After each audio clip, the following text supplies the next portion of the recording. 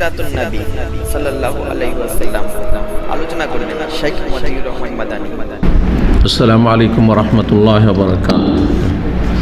আসসালামু আলাইকুম ওয়া রাহমাতুল্লাহি ওয়া বারাকাতুহু।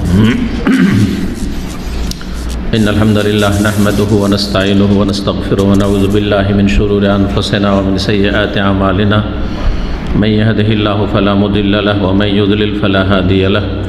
ওয়া আশহাদু আল লা ইলাহা ইল্লাল্লাহু ওয়াহদাহু লা শারীকা লাহু ওয়া আশহাদু আন্না মুহাম্মাদান আবদুহু ওয়া রাসূলুহু সাল্লাল্লাহু তাআলা আলাইহি ওয়া আলা আলিহি ওয়া সাহবিহি ওয়া সাল্লামা তাসলিমান কাসীরা। আম্মা বা'দ।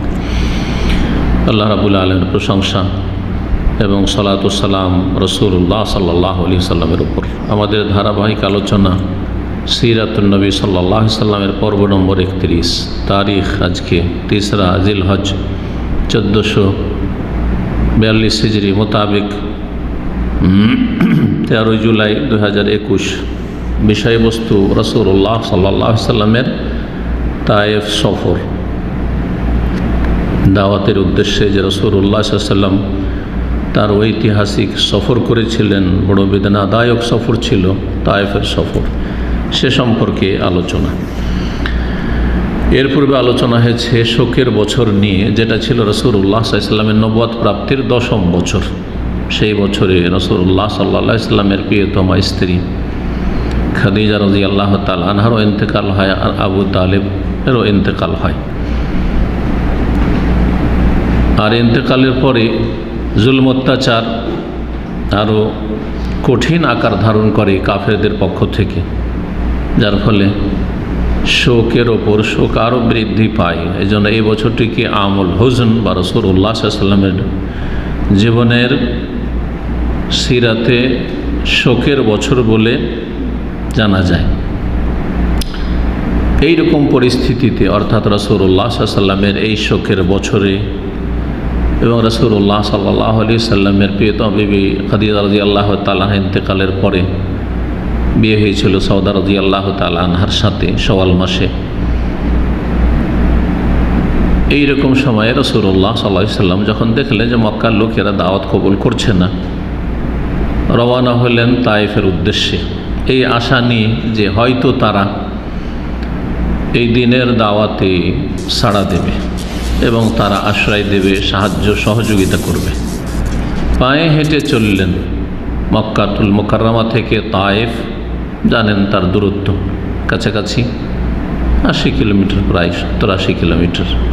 পায়ে হেঁটে সফর শুরু করলেন। তার সাথে ছিলেন তার স্বাধীনকৃত দাস যায়েদ বিন হারেসা, যাকে জাহিলিয়াতের যুগে যায়েদ বিন মোহাম্মদ বলে মক্কার লোকেরা ডাকতো। মুহাম্মদ সাল্লাল্লাহু আলাইহি ওয়াসাল্লামের পুত্র বলতো, মানে পালক পুত্র, কিন্তু তার পিতার নাম ছিল হারেসা, যায়েদ বিন হারেসা রাদিয়াল্লাহু তাআলা সাথে ছিলেন। যে কোনো গোত্রের কাজ দিয়ে অতিক্রম করেছেন, তাদেরকে ইসলামের দাওয়াত দিয়েছেন। রাস্তায় রাস্তায় বিভিন্ন এলাকা যে রয়েছে, আর সেখানে বিভিন্ন গোত্রগুলি বসবাস করতো, তাদেরকে দাওয়াত দিতে দিতে তায়েফ পৌঁছিলেন।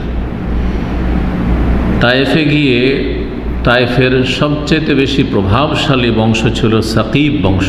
সাকিফ দুর্দান্ত বংশ। এই সাকিফ বংশের নেতা, তারা 3 ভাই ছিল, তাদের কাছে অবতরণ করলেন এবং তাদেরকে ইসলামের দাওয়াত দিলেন। তাদের কাছে সাহায্যের জন্য অনুরোধ করলেন যে তোমরা আল্লাহর দিন পৌঁছানোর জন্য সাহায্য করো। কিন্তু তারা রাসূলুল্লাহ সাল্লাল্লাহু আলাইহি ওয়াসাল্লামের দাওয়াতে কোনো সাড়া দিল না, বরং বড়ই খারাপ আচরণ করল।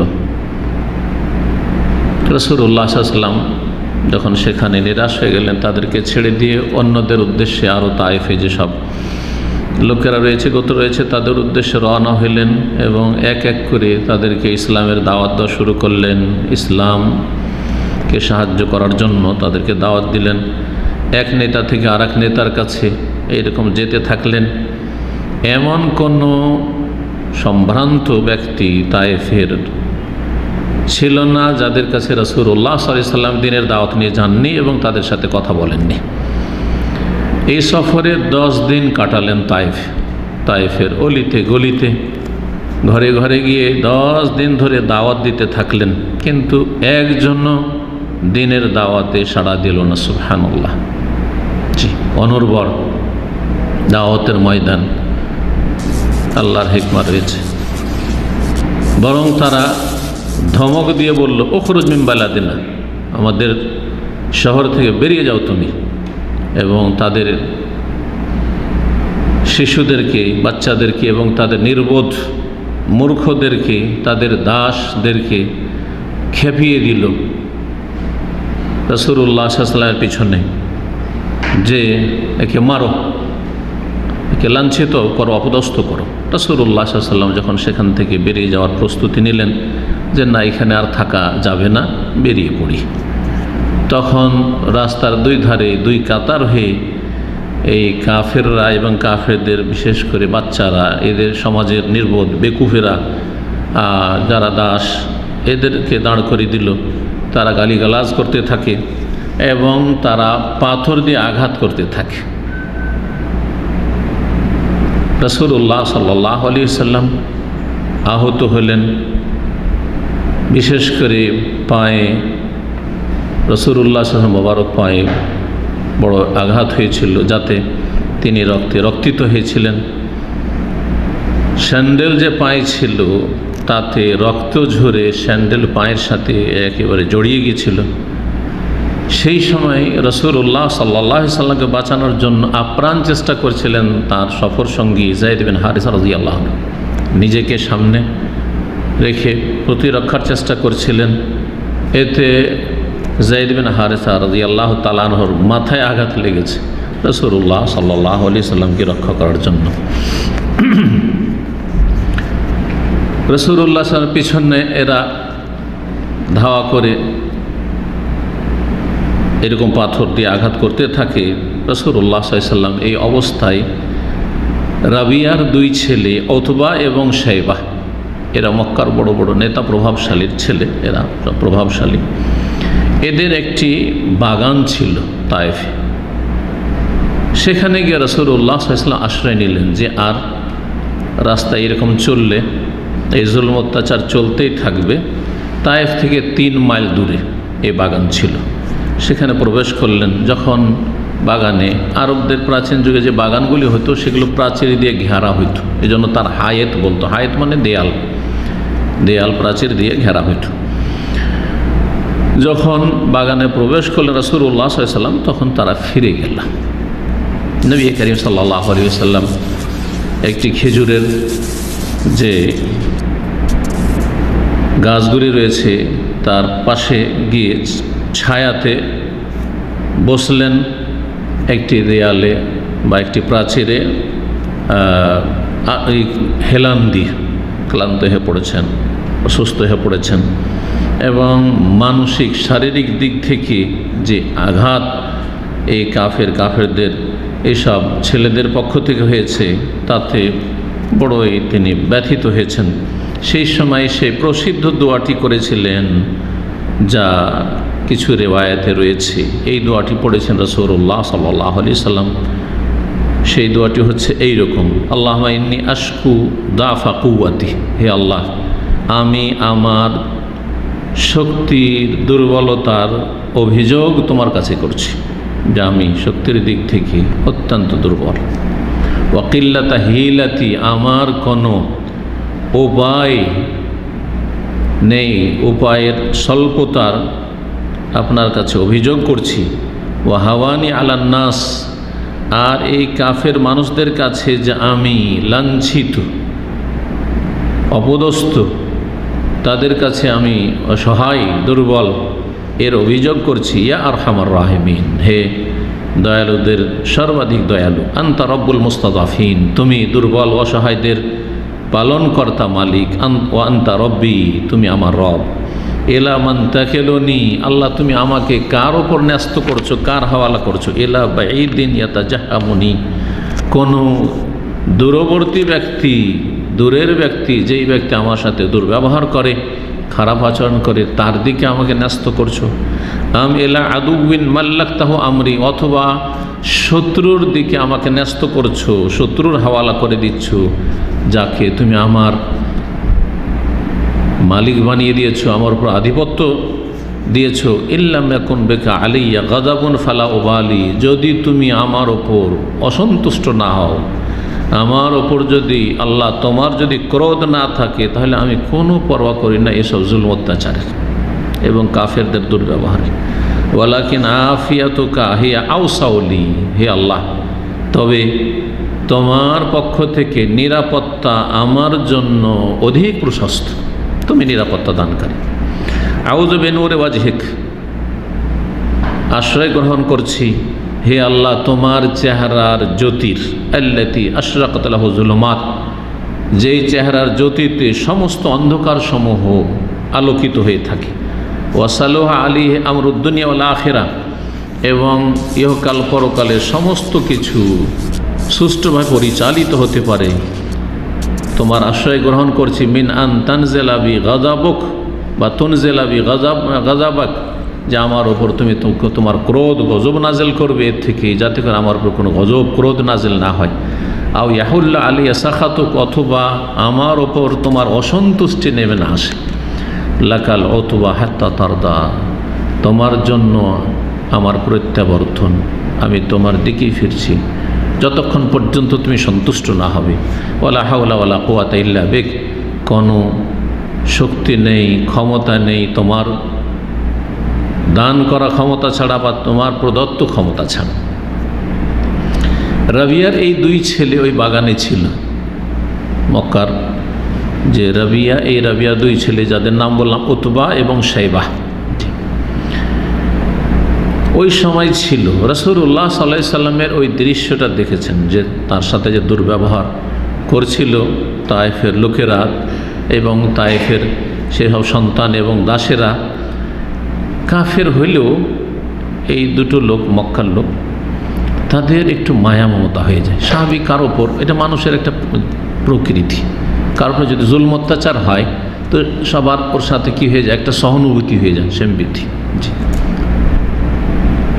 মানসিক দিক থেকে ওর পক্ষ নিয়ে নেয়, পারলে প্রতিরোধ করার চেষ্টা করে, এটা মানুষের ভালো স্বভাব। সেই সময় তারা এই দুই ভাই রাসূলুল্লাহ সাল্লাল্লাহু আলাইহি সাল্লামের কাছে আঙ্গুরের একটা গুচ্ছ পাঠালো, যে বেচারা কখন খেয়েছে না খেয়েছে, ক্লান্ত পরিশ্রান্ত হয়ে আছে, যাও এই আঙ্গুরের গুচ্ছটা দিয়ে আসো। দিয়ে পাঠিয়েছিল একজন খ্রিস্টান তাদের আজাদকৃত স্বাধীনকৃত গোলামের মাধ্যমে, যার নাম ছিল আদ্দাস। নবী করিম সাল্লাল্লাহু আলাইহি সাল্লামের কাছে ওই লোক যখন দিতে গেল এবং নবী করিম সাল্লাল্লাহু আলাইহি সাল্লাম সেটা নিতে হাত বাড়ালেন, তখন বললেন বিসমিল্লাহ। আঙ্গুরটা যখন নিচ্ছেন তখন বিসমিল্লাহ বললেন, আর তারপরে আঙ্গুর খেতে লাগলেন। তখন ওই আদ্দাস নামক ব্যক্তি বলল, হাযাল কালাম মা ইয়াকুলুহু আহলু হাযিহিল বিলাদ, এই যে বিসমিল্লাহ আপনি বললেন, এটা তো এই দেশের লোক তো কেউ বলে না, আপনি কোত্থেকে এসছেন? অবাক যে এটা তো এই দেশে আসার পরে আমি তো কোনোদিন শুনিনি, এখানে এই তায়েফের লোকেরা, এই আরবের লোকেরা তো বলে না। মা ইয়াকুলু আহলু হাযিহিল বিলাদ, এখানকার লোকেরা বলে না, আপনি বিসমিল্লাহ বলছেন। নবী করিম সাল্লাল্লাহু আলাইহি ওয়াসাল্লাম বললেন, মিন আইয়িল বিলাদ আনতা, তুমি তাহলে কোন দেশের লোক? ওমা দীনুক, এবং তোমার ধর্ম কি? তখন সেই ব্যক্তি বলল যে নাসরানি, আমি হচ্ছি খ্রিস্টান। মিন আহলে নিনুয়া, নিনুয়ার অধিবাসী। নিনুয়া ইরাকের শহর, ইউনুস আলাইহিস সালামের শহর। ইউনুস আলাইহিস সালাম যে গ্রাম থেকে চলে গেছিলেন, আর যখন পানিপথে সফর করলেন তখন মাছের পেটে চলে যেতে হলো আল্লাহ রাব্বুল আলামিনের ইচ্ছায়। ওই গ্রামের নাম ছিল নিনুয়া, ওইখানকার ছেলে এই দাস। তখন রাসূলুল্লাহ সাল্লাল্লাহু আলাইহি ওয়াসাল্লাম একথা শুনে বলে, মিন কারিয়াতি রাজুলিস সালিহ ইউনুস বিন মাত্তা, তুমি তো সেই নেক ব্যক্তির গ্রামের লোক। নেক ব্যক্তি, যে সৎ ব্যক্তি, একজন সৎ ব্যক্তি ছিলেন ওখানে, যার নাম ছিল ইউনুস বিন মাত্তা, মাত্তার ছেলে ইউনুস আলাইহিস সালাতু ওয়াস সালাম, তার জনপদের লোক তুমি। ফাকালাতুন, আদ্দাস যেহেতু খ্রিস্টান, তাদের ধর্মে ইউনুস আলাইহিস সালাম নাম তারা শুনেছে। ইউনুসকে এখনও ইংলিশে জোন বলা হয়।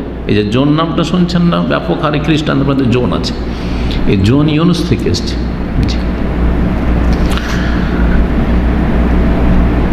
রাসূলুল্লাহ বললেন ওমা ইউদরিকা মা ইউনুস বিন মাত্তা। না, রাসূলুল্লাহ সাল্লাল্লাহু আলাইহি সাল্লাম বললেন যে তুমি তো তাহলে ইউনুস বিন মাত্তার গ্রামের লোক, সেই নেক মানুষ ওখানকার যে ছিলেন সেই গ্রামের তুমি মানুষ। তখন ওই আদাস অবাক হয়ে বলছে, আরে ইউনুস আলাইহিস সালামের নাম বলতে পারছে, ই আবার কোন লোক? এই এলাকায় তো কোনো খ্রিস্টান নেই, আহলে কিতাব নাই, তাহলে কী করে বলতো ওমা ইউদরিকা মা ইউনুস বিন মাত্তা? আপনি কি করে জানলেন যে ইউনুস বিন মাত্তা কে? ফাকাল আল্লাহু নবী সাল্লাল্লাহু আলাইহি ওয়াসাল্লাম বললেন, যাকা আখি, তিনি তো আমার ভাই। কানা নবিয়ান ওয়ানা নবী, তিনিও নবী ছিলেন আর আমিও নবী। তিনিও নবী ছিলেন এক সময় আর আমিও নবী হয়ে এসেছি। ওয়াকারা আলী কিসসাতা ইউনুস আলাইহিস সালাম মিনাল কোরআন, কোরআনে কারিমে যে আয়াতগুলি ইউনুস আলাইহিস সালাম সম্পর্কে নাযিল হয়েছে সেই আয়াতগুলি পড়ে শোনায় ইউনুস আলাইহিস সালামের ঘটনায়। ফানাদা ফি যুলুমাতি আল্লা ইলাহা ইল্লা আনতা সুবহানাকা ইন্নী কুনতু মিনাজ জালিমিন ফাস্তাজাবনা লাহু ওয়া নাজ্জায়নাহু মিনাল গাম্মি ওয়া কাযালিকা নুনজিল মুমিনিন, যে আয়াতগুলি রয়েছে ইউনুস আলাইহিস সালাম সম্পর্কে কোরআনে পড়ে শোনালেন। এসব শুনে আদাস সম্পর্কে প্রসিদ্ধ রয়েছে যে সে ইসলাম গ্রহণ করেছিল, গোপনে ইসলাম গ্রহণ করেছিল। তার মালিকরা কিন্তু কাফের, তারা প্রকাশ করতে পারছে না। তো এরকম অনেকে বিভিন্ন সময় এই ইতিহাসে, ইসলামের ইতিহাসে গোপনে ইসলাম গ্রহণ করেছে, প্রকাশ করতে পারেন।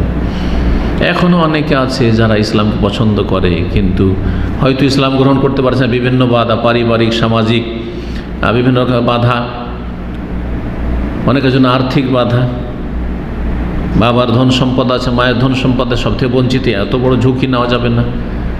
আর অনেকে ঝুঁকি নিতে পারছে, প্রকাশ করে দিচ্ছে সাহসিকতার সাথে, আর অনেকে ইসলাম গ্রহণ করছে কিন্তু প্রকাশ করতে পারছে না ভয়ে। ইসলাম গ্রহণ করেছিল আদাস গোলাম।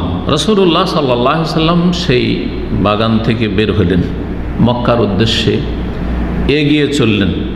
সেই সময় রাসূলুল্লাহ সাল্লাল্লাহু আলাইহি সাল্লামের যে অবস্থা ছিল সেটা স্বাভাবিক, যেটা হয় মানুষের। তিনি অত্যন্ত ক্লান্ত, পরিশ্রান্ত, বড়ই দুঃখে কষ্টে ছিলেন, বড়ই চিন্তিত ছিলেন এবং উদ্বিগ্ন ছিলেন। যাই কি হলো আমার এই সফরে, এই দুর্ব্যবহার করলো, মনোকষ্ট। কারনুল মানাজিল পৌঁছিলেন। কারনুল মানাজিল বর্তমান যে মিকাত হাদিসে, এই মিকাতের নাম কারনুল মানাজিল। ইহিল্লু আহলু নাজদ মিন কারনিল মানাজিল। রাসূলুল্লাহ বলছেন নাজদের অধিবাসী, নাজদ রিয়াজের আশেপাশের এলাকা, এগুলোকে বলা হয়তো নাজদ, উঁচা এলাকা, বরেন্দ্র এলাকা আরবের। তো নাজদের অধিবাসী কারনে মানাজিল থেকে এহরাম বাঁধবে, তালবিয়া শুরু করবে। এখনও আমরা যখন রিয়াজ হয়ে তায়েফের দিকে যাই মক্কা যাওয়ার জন্য আর এহরাম করি, তখন এই কারনুল মানাজিল থেকে করি। নামটা বদলে গেছে, সেই নামটি এখন হচ্ছে আস-সাইল আল কবির। আস-সাইল আল কবির, সাইল কবির সহজ ভাষায়, কারনুল মানাজিল। এই জায়গায় যখন পৌঁছিলেন রাসূলুল্লাহ সাল্লাল্লাহু আলাইহি ওয়াসাল্লাম, তখন আকাশে যেন একটা মেঘমালা রাসূলুল্লাহ সাল্লাল্লাহু আলাইহি ওয়াসাল্লামকে ছায়া করল। তাতে ছিলেন জিবরাইল আলাইহিস সালাম এবং তার সাথে পাহাড়ের দায়িত্বশীল ফেরেশতা ছিলেন। রাসূলুল্লাহ সাল্লাল্লাহু আলাইহি ওয়াসাল্লাম হঠাৎ করে দেখছেন যে মাথার উপর মেঘমালা। এইদিকে যখন তাকিয়ে দেখছেন তো জিবরাইল আলাইহিস সালাম। ফানাদাহু জিবরাইল, জিবরাইল আলাইহিস সালাম ডাক দিলেন আর বলে, ইন্নাল্লাহ বাআসা ইলাইকা মালাকাল জিবাল লিতা'মুরাহু বিমা শি'তা। আল্লাহ রাব্বুল আলামিন আপনার উদ্দেশ্যে পাহাড়ের দায়িত্বশীল ফেরেশতাকে পাঠিয়েছেন, লিতা'মুরাহু বিমা শি'তা, আপনার যা ইচ্ছা তাই হুকুম করতে পারেন। আপনার যা ইচ্ছা তাইফের অধিবাসী সম্পর্কে আপনি চান যে এদেরকে পাহাড় দিয়ে পিষে দেওয়া হোক। এই পরিচয়টা করিয়ে দিলেন জিবরাইল আলাইহিস সালাম যে আমার সাথে মালাকুল জেবাল, পাহাড়ের দায়িত্বশীল ফেরেশতা রয়েছেন এবং আল্লাহ রাব্বুল স্পেশালি আপনার কাছে পাঠিয়েছেন তাকে। সুম্মা সাল্লাম মালাকুল জেবাল। তারপরে পাহাড়ের দায়িত্বশীল ফেরেশতা সালাম বললেন আর বললেন, ইয়া মুহাম্মদ, হে মুহাম্মদ সাল্লাল্লাহু আলাইহি সাল্লাম, ফামা শি'ত, আপনি কি চান? যালিকা ফামা শি'ত, এই যে বলা হলো, বললেন জিবরাইল আলাইহিস সালাম আমার সঙ্গী এই হচ্ছে আসল উদ্দেশ্য আমার আসার এখানে আপনার কাছে। আর আপনি যা চান, ইনশিআতা আতবাকতু আলাইহিমুল আখশাবাইন, আপনি যদি চান তো মক্কার দুটো পাহাড়কে নিয়ে এসে আমি এই গোটা তায়েফ শহর এবং তায়েফ শহরের অধিবাসীদেরকে পিষে দেব, চাকিতে পিষার মতো করে একবারে তাদেরকে পিষে দেব। এই আখশাবাইন বলা হয় মক্কার দুটো সবচেয়ে উঁচা পাহাড়কে। একটি হচ্ছে আবু কোবাইস, জি হারামের এক পাশে আবু কোবাইস, আর তার মুখামুখি আরেকটি পাহাড় রয়েছে জাবালে কুয়াইকা। জি, এই দুটো পাহাড়কে আখশাবাইন বলা হয়। নবী করিম সাল্লাল্লাহু আলাইহি ওয়াসাল্লাম কি উত্তর দিয়েছিলেন এই সময়? এই সুযোগই সুযোগ যে এদেরকে ভালো করে পিষিয়ে দিয়ে এদেরকে ধ্বংস করে দেওয়া হোক। আমাদের মতো ছোট মনের মানুষ, সংকীর্ণ মানুষ হলে তো আমরা তো নিজের যে আক্রোশ রয়েছে, নিজের যে মনোকষ্ট রয়েছে, সেটার আমরা প্রতিশোধ নিয়ে ফেলতাম। কিন্তু রাসূলুল্লাহ সাল্লাল্লাহু রাহমাতুল্লিল আলামিন, ওয়া মা আরসালনাকা ইল্লা রাহমাতাল লিল আলামিন, হে নবী তোমাকে বিশ্বজাহানের জন্য রহমত করি, শুধু মুসলিমদের জন্য নয়, বিশ্বজাহানের জন্য।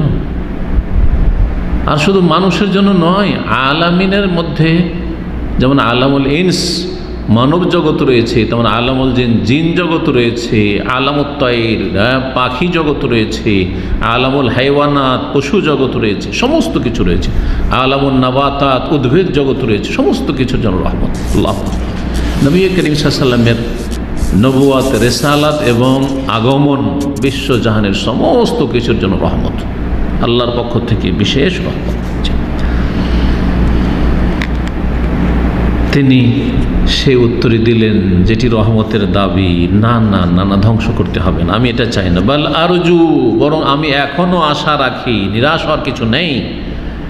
ইউখরিজ আল্লাহু মিন আসলাবিহিম মান ইয়াবুদুল্লাহ ওয়াহদাহু লা ইউশরিকু বিহি শাইআ, আশা রাখছি আল্লাহর কাছে যে হতে পারে যে এরা আমার দাওয়াত কবুল করলো না, কিন্তু এদের ওরস থেকে মিনাসলাবিহিম, এদের ওরস থেকে এমন প্রজন্ম আল্লাহ রাব্বুল আলামিন নিয়ে আসবেন পৃথিবীতে যারা ইয়াবুদুল্লাহ ওয়াহদা, এক আল্লাহর ইবাদতবন্দি করবে, লা ইউশরিকু বিহি শাইআ, তার সাথে কোনো কাউকে শরীক করবে না। বাস্তব সত্য। এই ঘটনা 10ম হিজরির বা 10ম নবুয়ত প্রাপ্তির 10ম বছর পরে। আর তারপরে আপনার মক্কা বিজয় কখন হলো? 8ম হিজরিতে।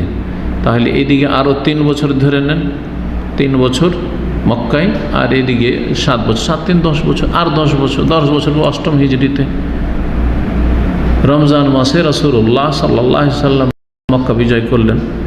শাওয়াল মাসে মক্কা বিজয়ের পরে এই তায়েফের যুদ্ধ, হাওয়াজেন গোত্র সেখানকার ছিল, এই তায়েফের যুদ্ধ হইল। তারপর হুনাইনের যুদ্ধ হইল, হুনাইন তায়েফের পাশে,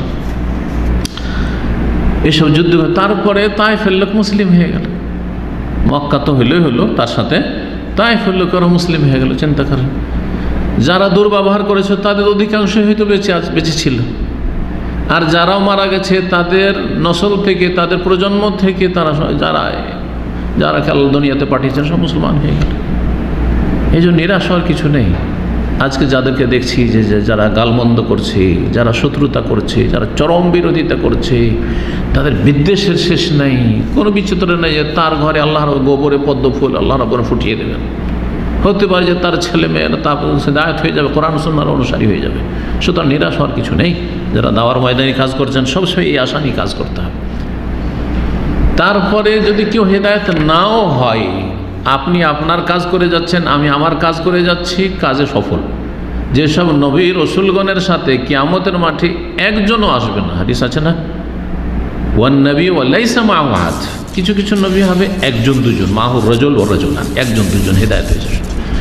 এমনও নবী কিয়ামতের দিনে আসবেন যে ওয়া লাইসা একটি লোক হেদায়েত হয়নি।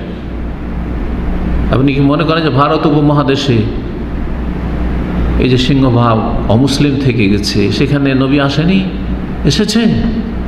গবেষক বলছে নবী এসেছে, কিন্তু নবীকে চিনতেই পারেনি জাতি, চিনেই নি, এখন পর্যন্ত চিনেনি। ভালো মানুষ, তাওহীদের কথা বলেছে, মূর্তি পূজার বিরুদ্ধে বলেছে, তাকে মেরে দিয়েছে। কারণ আম্বিয়া রসুল্লাহ দুশ্মনরা কারণ ইয়াকতুলুন আম্বিয়া, যেমন ইহুদিরা খুন করেছে তেমন মুশরিক পত্তলিকেরা খুন করেছে যুগে যুগে। আল্লাহ রাব্বুল সেই নবীর নাম হয়তো কোরআন সুন্নাতে ওয়াহিতে উল্লেখ করেননি, বর্ণনা করেননি, কারণ অধিকাংশ নবী রসুলের নাম আসেনি কোরআন সুন্নাতে ওয়াহিতে। ওয়া রাসূলান ক্বাদ কাসাসনাহুম আলাইকা ওয়া রাসূলান লাম নাকসুসহুম আলাইক, কিছু রসুল আছে তাদের কাহিনী বর্ণনা করেছি কোরআনে কারিমে 25 জন। ওয়া রাসূল, বহু রসুল এসেছেন তাদের লাম নাকসুসহুম আলাইকা, নবী তোমার কাছেও বয়ান করেনি, নবী সাল্লাল্লাহু আলাইহি ওয়াসাল্লাম বয়ান করেননি। প্রতিটি দেশে, প্রতিটি অঞ্চলে, পৃথিবীতে যেখানে জনপদ রয়েছে, যেখানে মানুষ বাস করে, সেখানে আল্লাহ যুগে যুগে নবী রসুল পাঠিয়েছেন। ওয়া ইন মিন উম্মাতিন ইল্লা খালা ফিহা নাযীর, এমন কোনো জাতি ছিল না মানব জাতির ইতিহাসে যুগে যুগে শেষ নবী সারা বিশ্বের জন্য যে এসেছেন তার আগ পর্যন্ত। কারণ শেষ নবীর দাওয়াত হচ্ছে আন্তর্জাতিক দাওয়াত, সারা বিশ্বের সমস্ত মানুষ, ইল্লা কাফাতাল লিন্নাস। তার আগের নবীরা আঞ্চলিকভাবে এসেছেন, এক এক অঞ্চলের জন্য, এক এক এলাকার জন্য, এক এক দেশের জন্য, এইভাবে এসেছেন। ফিলিপাইনে মানুষ বাস করেছে, সেখানে নবী পাঠিয়েছে। চায়না, যেখানে জনবসতি সবচেয়ে বেশি পৃথিবীর, জাপান, হ্যাঁ, সব জায়গায় আল্লাহ, ইউরোপ, সব জায়গায় নবী আল্লাহ পাঠিয়েছেন। কিন্তু কোনো জায়গায় নবীর কথা আমরা জানতে পেরেছি, অধিকাংশ জানতে পারেনি, ওই জাতিও চেনেনি, মূল্যায়ন করেনি, হ্যাঁ, বরং জাতি খুন করেছে অথবা অসহায় হয়ে চলে গেছেন। তিনি দাওয়াতে মেহনত করেছেন, সাকসেস। আমাদের এই আকীদা বিশ্বাস রাখতে হবে, যেই নবীর সাথে একটিও কেউ মুসলিম হয়নি, ঈমান নিয়ে আসেনি, জাতির সবাই কাফের থেকে গেছে, কিয়ামতের মাঠে একাই নবী হাজির হবেন আল্লাহর কাছে। আল্লাহ, আমার কাছে একটি লোক হেদায়েত হয়, একজনও কথা শোনেনি, দেখেন আমি সাক্ষী। প্রত্যেক নবী সাক্ষী দেবেন নিজ নিজ জাতি সম্পর্কে। জি, তিনিও সফল। কিন্তু এই জন্য দায়ীরা দাওয়াতি কাজ করতে গিয়ে হেদায়েত হলেই সফল এমন কথা নয়, হক কথা পৌঁছে দিলেই সফল, কোরআন সুন্নাহর কথা পৌঁছে দিলেই সফল। কে মানলো না মানলো, কতজন মানলো না মানলো, কতজন অনুসরণ করলো না করলো, এসব কিছুই দেখার বিষয় না। এগুলো যারা দেখতে যায়, তারা আরও নিজে ক্ষতিগ্রস্ত। অনেক সময় শয়তান এই রাস্তা, চোরা রাস্তায় দিয়ে ঢুকতে পারে, অহংকার ঢুকতে পারে, এই আমার। আবার যদি হেদায়েত নাই হয়, একেবারে দেখছি যে আমার দাওয়াতে কেউ হেদায়েতই হচ্ছে না, তাহলে নৈরাশ হয়ে যাবে। নিরাশ হওয়া গুনার কাজ। লা তাকনাতু মির রাহমাতিল্লাহ ইন্নাহু লা ইয়াইয়াসু মির রাউহিল্লাহ ইল্লাল কওমুল কাফিরুন। আল্লাহর রহমত থেকে নিরাশ হওয়া, হতাশাগ্রস্ত হওয়া কাফেরদের চরিত্র। এটা একটা মারাত্মক বিষয়। এই জন্য এইসব দেখতে নেই আপনি কাজটা ঠিক করছেন কিনা, এবং ব্যক্তি জীবনে আপনার ঈমান এবং আমল তাকওয়া ঠিক আছে কিনা, আর তারপরে সঠিক দাওয়াত দিচ্ছেন কিনা, এগুলো হচ্ছে দেখার বিষয়। তো রাসূলুল্লাহ সাল্লাল্লাহু আলাইহি ওয়াসাল্লাম বললেন যে না, ধ্বংস করতে হবে না। আমি আশা করছি আইয়ুখরিজাল্লাহু মিন আসলাবিহিম, তাদের ওরস থেকে আল্লাহ এমন লোকদেরকে আল্লাহ বের করে নিয়ে আসবেন, মাই আবুদুল্লাহ ওয়াহদাহ, যারা আল্লাহর ইবাদত করবে, লা ইউশরিকু বিহি, তার সাথে কাউকে শরীক করবে, কোনো কিছুকে শরীক করবে না। রাসূলুল্লাহ সাল্লাল্লাহু আলাইহি ওয়াসাল্লামের কাছে এই যে সাহায্য, আসমানি সাহায্য, জিবরাইল আলাইহিস সালাম চলে এসেছেন, পাহাড়ের দায়িত্বশীল ফেরেশতা চলে এসেছেন, আর আসার পরে অফার করছেন যে আপনি বলুন, আজকে আপনার সাথে ধ্বংস করে দিচ্ছে তায়েফের লোকদেরকে। এতে মনোবল কত মজবুত হবে চিন্তা করুন। সেই সময় রাসূলুল্লাহ সাল্লাল্লাহু আলাইহি সাল্লাম তার শোক, দুঃখ, কষ্ট থেকে, উদ্বেগ থেকে স্বস্তি পেয়েছেন। এত কষ্ট হওয়ার পরে মক্কার দিকে এগিয়ে যেতে লাগলেন। রাস্তা একটি জায়গা যেটির নাম হচ্ছে ওয়াদিয়া নাখলা বা বাতনে নাখলা নামক উপত্যকা, সেখানে অবতরণ করলেন এবং সেখানে বেশ কয়েকদিন থাকলেন, সেখানে অবস্থান করলেন। সেখানে অবস্থানকালে একদিন ফজরের সলাত রাসূলুল্লাহ সাল্লাল্লাহু আলাইহি সাল্লাম পড়ছিলেন, আর ফজরের সলাতে উচ্চ স্বরে তেলাওয়াত করছিলেন। ওই সময় জিনদের একটি দল সারা পৃথিবীতে বিচরণ করতে করতে, তলাশ করতে করতে ওইখানে এসে পৌঁছে গেছে। তলাশ কি করছিল তারা? যে এতদিন আমরা আকাশপথে যেতাম আর একেবারে আকাশে চলে যেতাম, যাওয়ার পরে একবারে কাছে গিয়ে বসে বসে শুনতাম যে আকাশে কি ফয়সালা হচ্ছে, মালায়েকারা প্রথম আকাশে ফেরেশতা আপোষে কি আলাপ আলোচনা করছে, একে অপরকে শোনাচ্ছে যে আল্লাহ 7 আসমানের ওপর এই ফয়সালা করেছেন, তারপরে 6ষ্ঠ আকাশের লোক ফেরেশতারা জানছে, তারপরে 5ম আকাশ, তারপরে এই করতে করতে প্রথম আকাশ পর্যন্ত সব কথাগুলি আলাপ আলোচনা হচ্ছে মালায়েকাদের মাঝে, ফেরেশতাদের মাঝে। আর এই জিনেরা গিয়ে শুনতো, আর শোনার পরে কি করতো, দ্রুত ছুটে আসতো আর এই গণকদেরকে, জ্যোতিষীদেরকে এসে কুটুর করে বলতো। জ্যোতিষী গণক যখন কোনো কথা বলতো আর তাই ঘটতো, এই দেখুন যে জ্যোতিষীরা ভবিষ্যৎবাণী করতে পারে, গায়েবের কথা, অদৃশ্যের কথা বলতে পারে, যা বলেছিল তাই হয়েছে দেখো। কিন্তু নবী করিম সাল্লাল্লাহু আলাইহি ওয়াসাল্লামের রিসালাত যখন এসেছে তারপর থেকে আর উপরে যেতে পারে না, যেমনই উপরে যায় তেমনই উপর থেকে কী করা হয়, তাদের ওপর কষাঘাত করা হয়, আঘাত করা হয়, তাদেরকে মারা হয় তাদেরকে। জি, শেহাফাদ বাহু শেহাবুন সাকিব, এই যে আপনার তারকার মতো, যেন তারকা যেন ছুটকে এসে আঘাত করছে, যে দেখতে পান না রাতে মাঝে মধ্যে, এই দিয়ে আঘাত করা হয়। ওপরে যখন যাওয়ার চেষ্টা করে উর্দু গগনে এই জিন শয়তানরা আকাশের খবর জানার জন্য। কেন এটা করা হয়, এটা নিয়ে আমি তাফসীর যখন করেছি আয়াতগুলো কোরআনকে, তখন বিস্তারিত আলোচনা করেছি। আকাশপথকে আল্লাহ সুরক্ষিত করে দিয়েছেন, কারণ আকাশপথ দিয়ে, আকাশ থেকে জমিন পর্যন্ত ওহী নাজিল হচ্ছে, যাতে করে এ ওহী ছোঁ মেরে না নিতে পারে শয়তানরা, সুরক্ষিত থাকে ওহী। কারণ ওহির কথাগুলি যদি ছোঁ মেরে কোনো কিছু জেনে নিতে পারে, তাহলে আগে এসে যখন কোনো জ্যোতিষী গণককে যখন এসে শুনিয়ে দেবে, তারপরে রাসূলুল্লাহ সাল্লাল্লাহু আলাইহি ওয়াসাল্লাম যখন আয়াতগুলি বলবেন, দেখো দেখো মুহাম্মদ অমুক জ্যোতিষীর কাছ থেকে শিখে এসছে, এই কথা তো ওর কাছ থেকে শুনলাম, আর তারপরে মুহাম্মদ বলছে সাল্লাল্লাহু আলাইহি ওয়াসাল্লাম, বলতো না? জি হ্যাঁ। তারপরে এটি একটি মুজিজাও রাসূলুল্লাহ সাল্লাল্লাহু আলাইহি ওয়াসাল্লামের জন্য, যে শেষ রসুল চলে এসেছেন। এই জিন শয়তানরা, তোমরা যে ওপর দিকে যাচ্ছিলে, আর তোমাদের এই চান্স নেই, ওপরে আর যেতে পারবে না। তো এই যে যেতে পারছিল না, এর রহস্য উদ্ঘাটনের জন্য সারা দুনিয়ায় তারা তন্ন তন্ন করে তলাশ করছিল, যে হয়েছেটা কি, ব্যাপারটা কি, কেন ওপরে যেতে পারছে না, কেন যে যাচ্ছে ওকে মেরে শেষ করে দেওয়া হচ্ছে, ধ্বংস করে দেওয়া হচ্ছে ওপরে যখন যাচ্ছে আঘাত করে, এই যে উল্কাপিণ্ড তা দিয়ে। তো এই তলাশ করতে করতে ইয়ামানের একদল জিন, নাসিবাইন নামক একটা জায়গা, ওই জায়গার জিন এসে এই তায়েফের এই কাছে, এই যে ওয়াদি নাখলা উপত্যকায় এসে পৌঁছে গেছে। এসে দেখছে যে কয়েকজন লোক রয়েছে, সাথীর সঙ্গী ছিলেন রাসূলুল্লাহর সাথে, আর যারা সাথে গিয়েছিলেন আরও কেউ, তাদেরকে নিয়ে সালাত আদায় করছেন আর তেলাওয়াত করছেন। আর এই যে চমৎকার কথা, এগুলো তো কোনোদিন শুনিনি।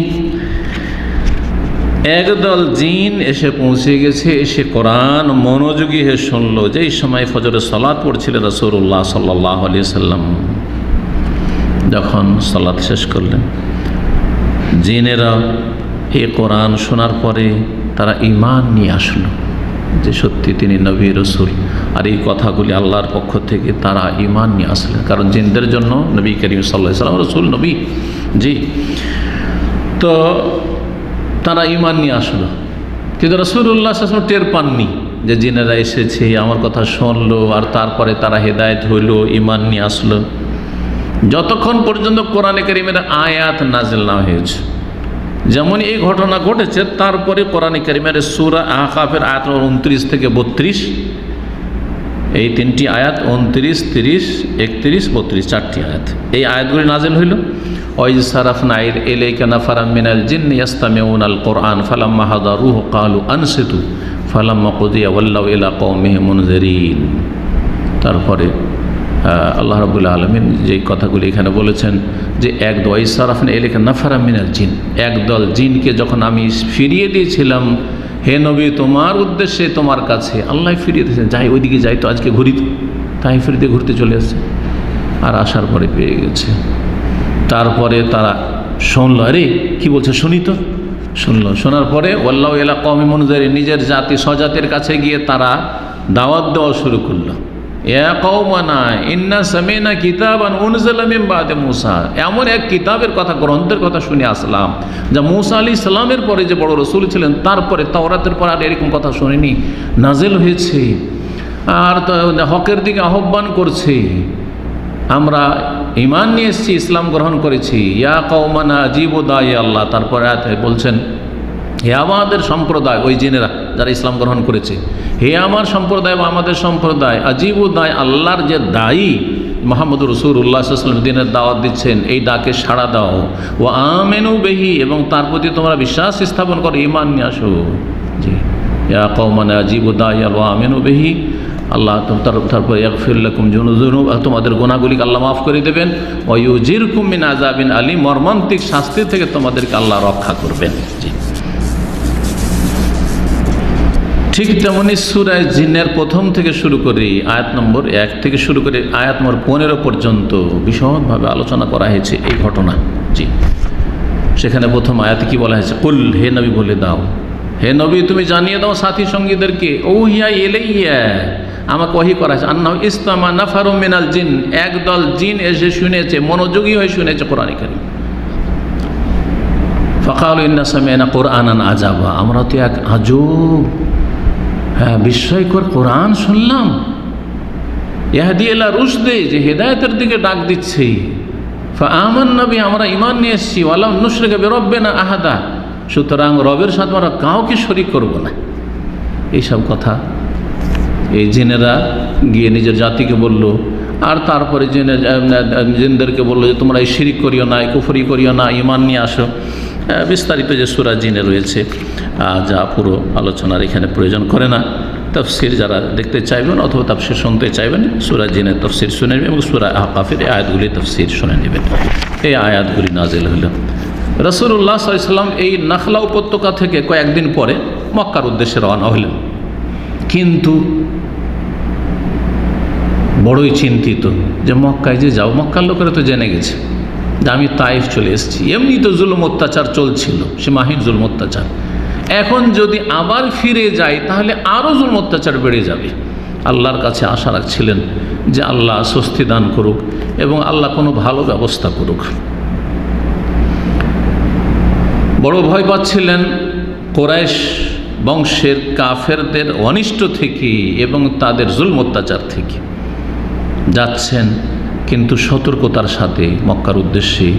মক্কার কাছাকাছি গিয়ে মক্কায় প্রবেশ করলেন না, তখন মক্কার বাইরে ছিলই এই হেরা পাহাড়ের গুহা, যে জওয়ালে নূর, যেখানে নবুয়ত পেয়েছেন রাসূলুল্লাহ সাল্লাল্লাহু আলাইহি ওয়াসাল্লাম। সেই হেরা পাহাড়ের গুহাতেই রাসূলুল্লাহ সাল্লাল্লাহু আলাইহি ওয়াসাল্লাম অবস্থান করলেন যে না, এখানেই থাকি, ঢুকবো না এখন, কারণ এই সাহস করা যায় না, কি করে এরা বলা যায় না।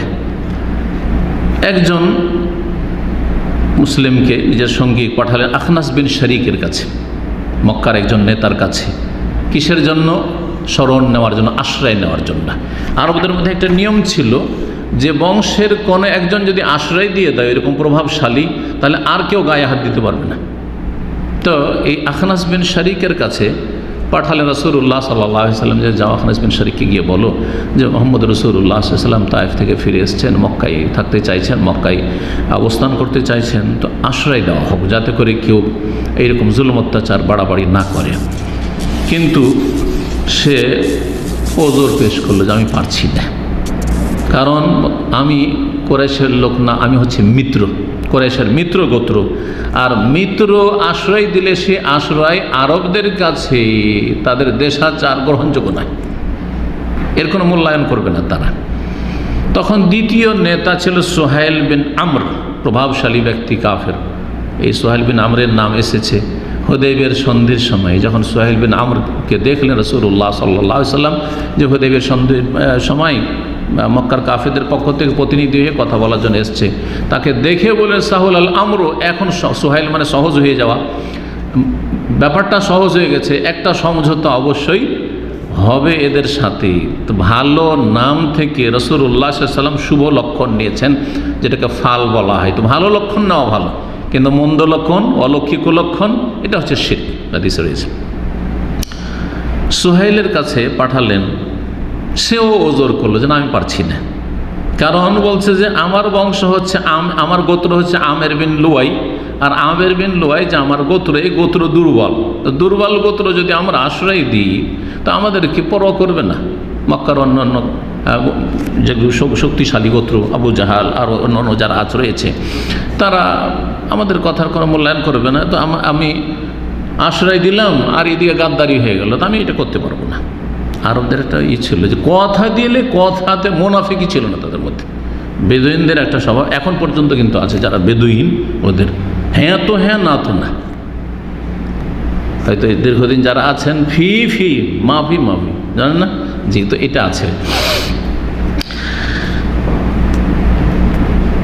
বলছেন যে আমি হচ্ছি আমের বিন লুয়াই গোত্রের, আর আমের বিন লুয়াই গোত্র যে অন্য গোত্র রয়েছে তাদের বিপক্ষে কোনো আশ্রয় দিতে পারে না।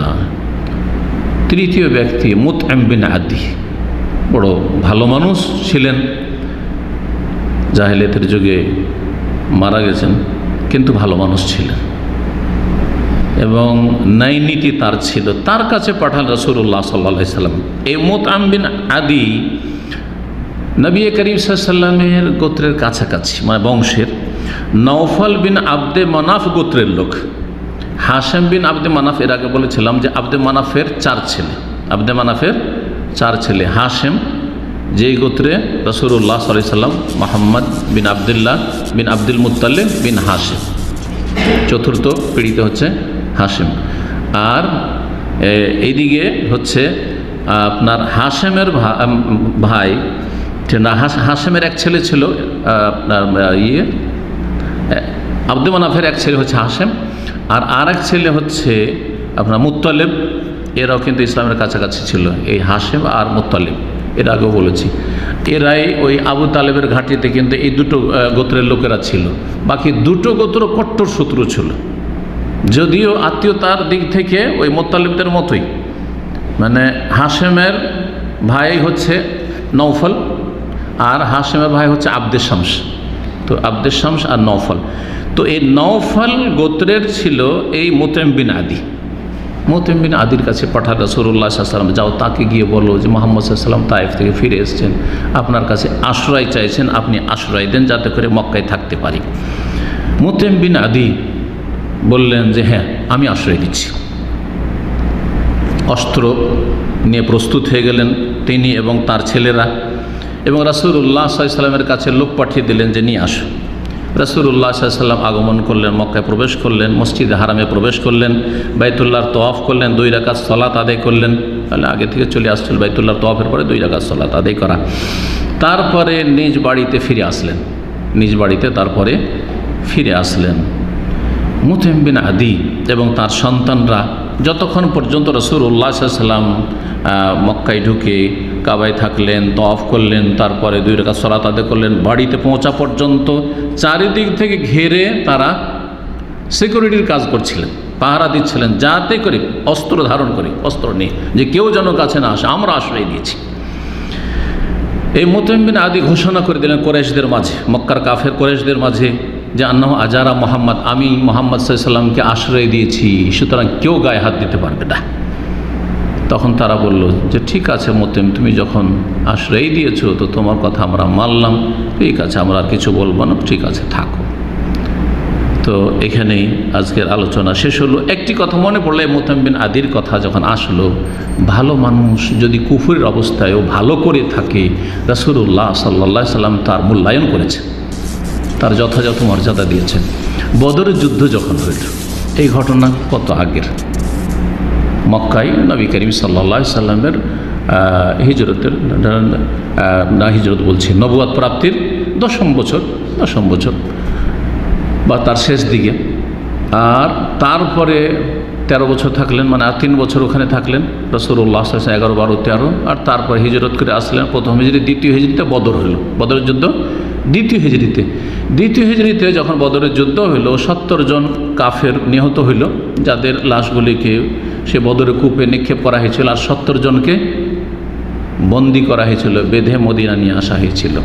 রাসূলুল্লাহ সাল্লাল্লাহু আলাইহি ওয়াসাল্লাম, সহিহ বুখারীতে হাদিস রয়েছে, আবু দাউদে হাদিস রয়েছে, প্রসিদ্ধ হাদিস, লাউ কানাল মুতআম বিন আদি হাইয়ান, আজ যদি মুতআম বিন আদি জীবিত থাকতো, সুম্মা কাল্লামানি ফি হাওলাই নাতনা, আর তারপর সে যদি আমার সাথে কথা বলতো এই সড়াগুলি সম্পর্কে, মানে এই যে কাফের সড়াগুলো যারা ইসলাম মুসলিমের বিরুদ্ধে লড়াই করতে এসেছে বদরের মাঠে আর তারা বন্দী হয়েছে, এই সড়া পচাগুলি সম্পর্কে যদি আমার সাথে কথা বলতো যে এদেরকে ছেড়ে দাও মোহাম্মদ, লা আতলাক্তুহুম, অন্য রিওয়ায়াতুল্লাহ তারাকতুহুম, তাহলে তার কথাতে এমনিতেই ছেড়ে দিতাম, এমনিতেই ছেড়ে দিতাম, তাদের কাছে কোনো মুক্তিপণ নিতাম না। কত মূল্য দিয়েছেন, কিন্তু মুতিম বিন আদি তখন জীবিত নেই, তার আগেই মারা গেছে। এই ছিল আজকের আলোচনা। আল্লাহ রাব্বুল যেন আমাদেরকে নবী ইসলামের সিরাত থেকে সার্বিক জীবনে যেন হেদায়েত নেওয়ার তৌফিক দান করেন এবং হেদায়েতের উপর আল্লাহ রাব্বুল আমাদেরকে যেন অটলতা দান করেন। ওয়া সাল্লাল্লাহু আলা নবিয়িনা মুহাম্মদ ওয়া আলা আলিহি ওয়া সাহবিহি আজমাইন।